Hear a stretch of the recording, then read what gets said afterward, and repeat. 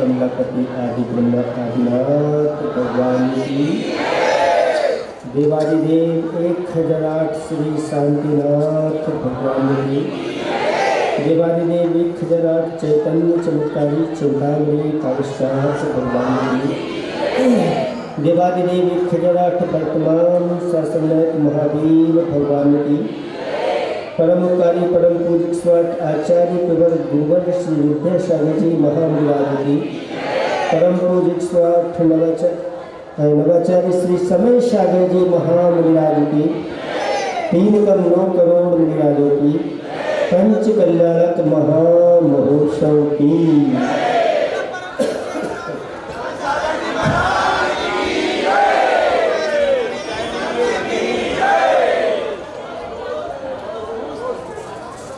जिसमें ही भगवात्माओं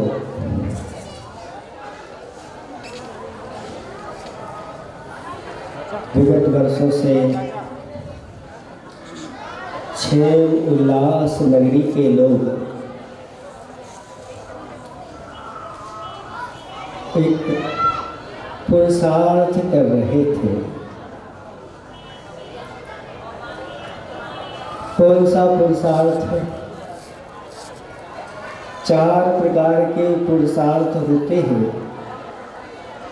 और उसमें सबसे पहला पुरुषार्थ अगर कोई है तो वह धर्म पुरुषार्थ है। और एक बीज बो के यहाँ पर हम गए थे जब गुरुदेव ने यहाँ पर बिना पंच कल्याण बिना चातुर्मास के बाद छोटे मंदिर के प्रतिष्ठा के लिए भेजा था। उसके साथ साथ आपका त्रिमूर्ति मंदिर का भी एक भव्य रूप उस समय हुआ था और वह बीज आज वृक्ष के रूप में तैयार है। सबकी मेहनत रंग लाई और ये सामान्य कार्य नहीं है। इसके बारे में आचार्य भगवंतों ने कहा कि एक छोटी सी प्रतिभा को जो विराजमान करता है और एक छोटा सा जिनालय बनाता है, उसके पुण्य के बारे में अगर सरस्वती भी वर्णन करने के लिए तैयार हो जाए तो पूरा वर्णन नहीं कर सकती। फिर जिन्होंने ऐसे भव्य 24 एक साथ समोसरण की रचना कर दी है, उनका सातिशय पुण्य, उनका वर्णन कौन करता है? कोई कर नहीं सकता। ये छोटी सी नगरी भी अगर गुरुदेव का आशीर्वाद हो जाए तो बहुत बड़े बड़े काम कर सकती है। और ये बड़े बड़े नगरों के लिए एक शिक्षा का कार्य भी है। बस इतना है कि जो हमने कार्य किया है वह अगर अपने सरल हृदय से किया है, अपने कल्याण के लिए किया है, अपने पापों को धोने के लिए किया है, ये अगर उद्देश्य आपका है तो फिर कहना ही क्या। और अगर आपने अपनी ख्याति पूजा लाभ के लिए किया है, कसाओं की वृद्धि के लिए किया है, तो फिर आचार्य लोग कहते हैं वो फल नहीं मिलता जो मिलना चाहिए। इसलिए आज शुद्धि का दिन है, पहला दिन है, इसलिए अपनी अपनी शुद्धि आप लोगों को करना है। आचार्य भगवंत कहते हैं कि शरीर का प्रसाद शुद्धि है, मन का प्रसाद विशुद्धि है। शुद्धि के साथ साथ अगर आपका मन निर्मल है तो ऐसी विशुद्धि बढ़ेगी, वह विशुद्धि एक दिन आपके लिए और आपके स्वयं की पंचकल्याणक करा देगी। अभी तो आप लोग भगवान के पंचकल्याणक करा रहे हैं, भगवान बना रहे हो। अगर आप यह निर्मलता पूर्वक करते हैं तो एक दिन चारों निकायों के देव आपके भी पंचकल्याणक मनाएंगे। आपको कुछ करने की आवश्यकता नहीं। ऐसी महिमा चिनागम में इस कार्य की लिखी, इसलिए अच्छी विशुद्धि के साथ ये तो बता दिया कि शरीर का प्रसाद शुद्धि है और मन का प्रसाद विशुद्धि है और गुरु का प्रसाद बुद्धि है। ये बुद्धि आप लोगों की चल नहीं सकती जब तक गुरु महाराज उपदेश ना दे, रास्ता ना बताए। तो बताओ ऐसा कार्य कर सकते थे क्या? कोई नहीं कर सकता। लेकिन अगर उपदेश दे दिया और उस उपदेश को आपने आत्मसात कर लिया और उस समय ये कहा था कि देखो अभी तो आप लोग विधान कर रहे हो और एक स्थापना निक्षेप से आपने यहाँ पर 24 समूषण बनाए हैं और विधान कर। क्या ऐसा नहीं हो सकता कि स्थायी रूप में यहाँ पर समूषण हो जाए? और उस समय लोगों ने इस बात को सोचा और सबने स्वीकार कर लिया और वह आज कार्य प्रारंभ आपका होने जा रहा है। बहुत सारे पुण्यात्मा लोगों ने इसमें भाग लिया और कितनी प्रतिमाएं प्रतिष्ठित होने जा रही है। लगभग 150 के आसपास प्रतिमाएं जिनकी प्रतिष्ठा होना है, तो जो एक बार यहाँ पर सूर्य आदि ग्रंथों के माध्यम से प्रतिष्ठा उनकी हो जाएगी। हजारों वर्षों तक उनकी पूजा आराधना, उनके दर्शन करके लोग अपने सर्वत्व को निर्मल बनाएंगे। वो सारा पुण्य उन प्रतिमा विराजमान करने वालों का, उन चिनालय बनाने वालों का और वेदिका बनाने वालों का। सिर्फ उतना ही नहीं, बड़े मंदिर वाले भी पीछे कैसे रह जाते थे। उन्होंने भी थोड़ा सा उपदेश दिया और उन्होंने भी अपनी बेटियों का जीवनोद्धार किया। ज़्यादा समय नहीं और वहाँ के भी भव्य बड़े बाबा खड़गासन के रूप में आदिनाथ भगवान आ चुके। देखो देखते ही रह जाओ, ऐसी दिव्य छवि होती है। और बाहुबली भी साथ साथ में महावीर भगवान की वहाँ एक प्रतिमा है और भी छोटी छोटी प्रतिमा। उसके साथ साथ छोटे मंदिर का भी ऐसा नहीं कि वहाँ का नहीं हो रहा, वहाँ के भी प्रतिमा लोग विराजमान कर रहे हैं तो भी शामिल है। तो साथ साथ में आदिनाथ चिन्हालय में भी कुछ प्रतिमाएं विराजमान हो रही है। चारों मंदिरों का एक पंच कल्याणक है, मुख्य तो उसको बनाया है और पूरी खिमलासा नगरी का ये पंच कल्याणक है। अब खिमलासा नगरी नहीं अभी क्या हो गई, अयोध्या नगरी। और जिन्होंने पूरी अयोध्या नगरी की रचना कर दी हो उनका पुण्य कितना होगा, 37 पुण्य आप लोगों ने संचय कर। शास्त्रों में कहा गया है कि जो पुण्य का संचय हम साक्षात समूषण में करते हैं वही पुण्य स्थापना निक्षेप के माध्यम से अगर ये कार्य करते हैं तो वही पुण्य आज इस कलिकाल में भी आप संचय कर सकते। ऐसी महिमा इन महामहोत्सव की बताई, इसलिए इनमें अपनी शुद्धि को, अपनी विशुद्धि को बनाए रखना और अपनी बुद्धि कहीं इधर उधर ना हो जाए इसका ध्यान। अगर ये तीनों चीजों के साथ करते हैं, आस्था के साथ करते हैं, समर्पण के साथ करते हैं, स्थिरता के साथ करते हैं और शुद्धियां पूर्वक ये कार्य होता है तो वह अनुष्ठान बहुत श्रेष्ठ अनुष्ठान माना जाता है। इसलिए आप लोग आयोजन करने जा रहे हैं, लेकिन इसका प्रयोजन क्या होना चाहिए इसको मत भूलना, क्योंकि यह आत्म पवित्रता का कार्य।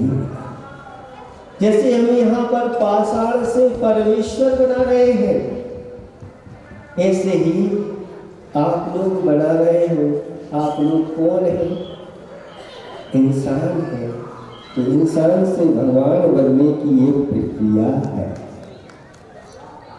पहले ऐसे ही करते हैं, दान और पूजा में जब स्वागत लग जाता है वह मोक्ष मार्ग में लगा हुआ है और यह आपका कार्य आगे जाकर के आपको स्वयं भगवान बनने के लिए आपका पुण्य प्रेरित करेगा।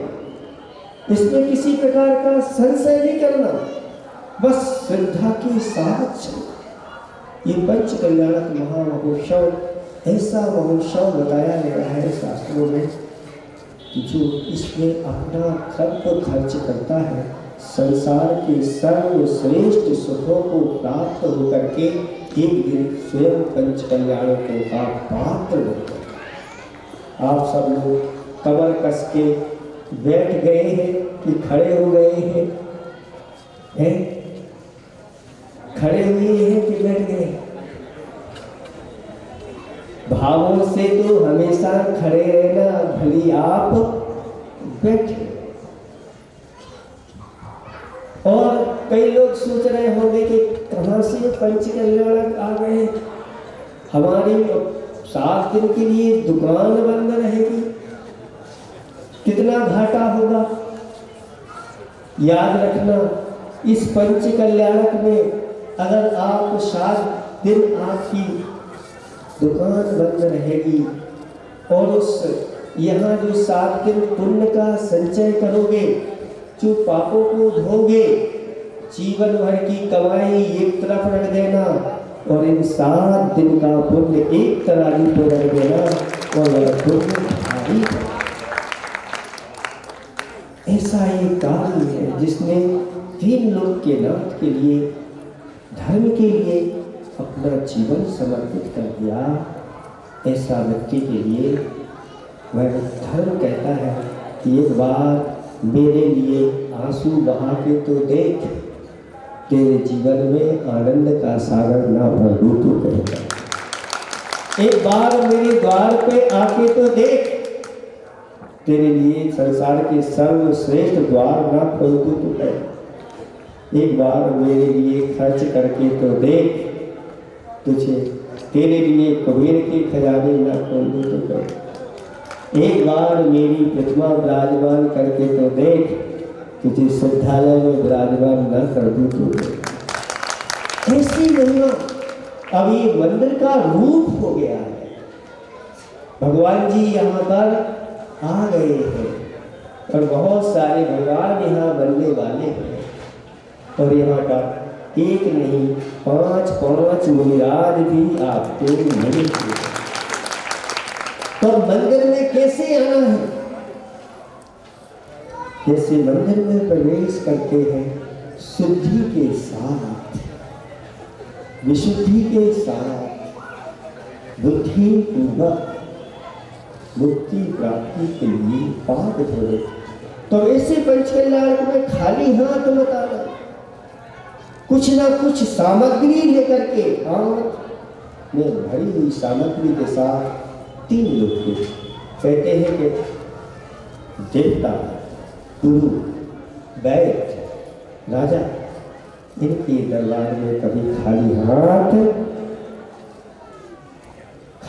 नहीं है। अच्छी द्रव्य लेकर, क्योंकि जैसी द्रव्य की शुद्धि होती है भावों की शुद्धि भी वैसी ही होती चली जाती है। और यहाँ आते हैं और खाली करके चलो। यहाँ से आप लोग हाथों में सामग्री लेके जाते हो कि खाली करते हो? खाली हाथ जाते हो है, दिखता कुछ नहीं है। इसीलिए किसी ने कहा ये प्रभु वो दरवेश हैं जो सबकी खबर रखते हैं, नजर उठाते हैं पर धोलिया मर। खाली हाथ जा रहे हो लेकिन आप खाली नहीं जा रहे हो, आप पुण्य से भर करके जा रहे हो। चल हृदय में आएगा, आप कहेंगे मैंने क्या किया। तो जब कोई अगले भाव में अवधि ज्ञानी महाराज मिलेंगे, समूह शरण में मिलेंगे, केवल ज्ञानी मिलेंगे, ये सब बताएंगे आपके ऐसा किया उसका ही फल। इसलिए आपको शुद्धि का पूर्ण ध्यान रखना है। जैसे अभी भैया जी ने द्रव्य की शुद्धि,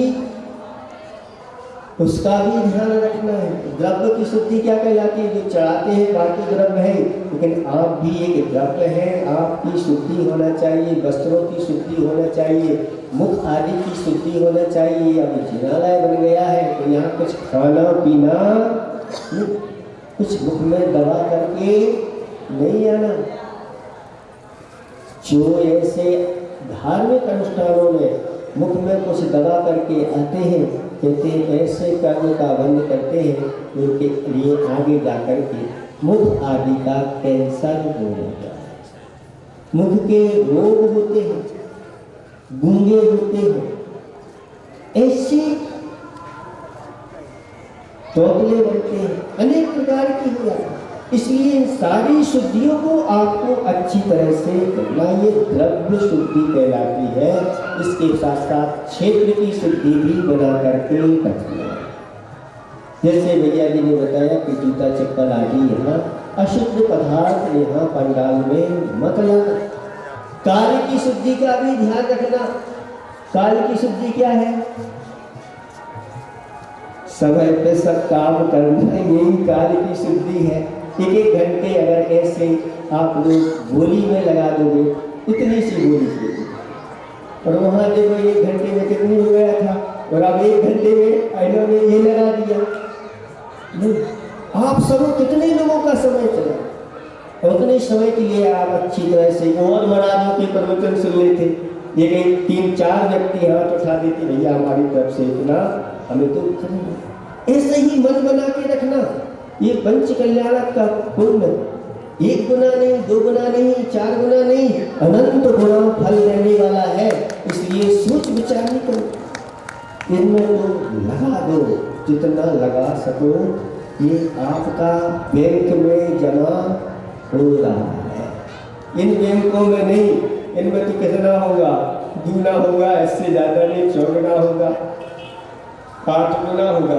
इधर तो पूरा अनंत गुना की बात होती, इससे कम नहीं, ऐसा कहा गया।